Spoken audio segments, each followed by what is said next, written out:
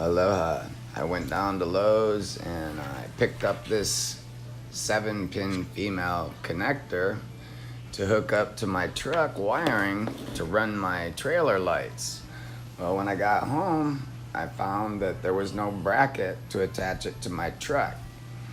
So I decided to fabricate one. I went down to Lowe's, picked up some heavy gauge cold rolled steel. I traced out the shape of the connector. I then used a hole saw to cut out that hole for the thing. Then I was able to put the connector through and drill the mounting holes, and that's basically it. How to fabricate a bracket.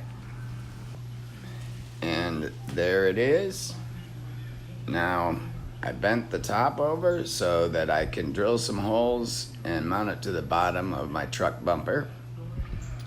That's how it works.